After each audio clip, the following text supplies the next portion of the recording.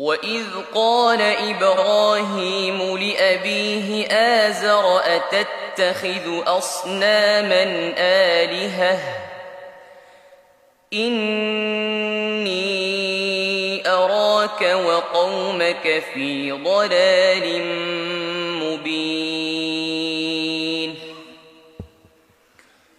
وكذلك نري إبراهيم ملكوت السماوات والأرض وليكون من الموقنين فلما جن عليه الليل رأى كوكبا قال هذا ربي فلما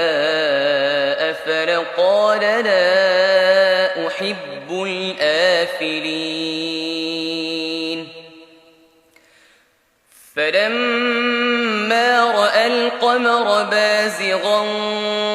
قال هذا ربي فلما أفلت قال يا قوم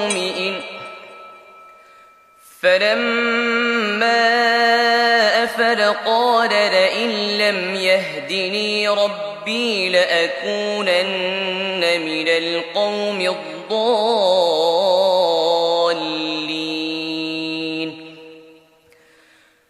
فلما رأى الشمس بازغة قال هذا ربي هذا أكبر فلما أفلت قال يا قوم إني بريء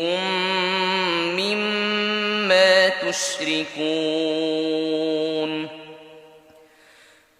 إني وجهت وجهي للذي فطر السماوات والأرض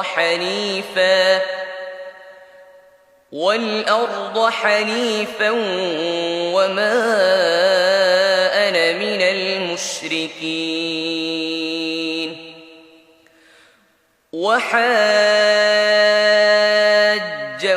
قومه قال أتحاجوني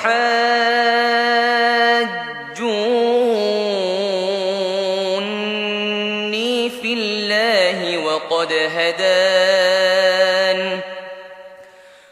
ولا أخاف ما تشركون به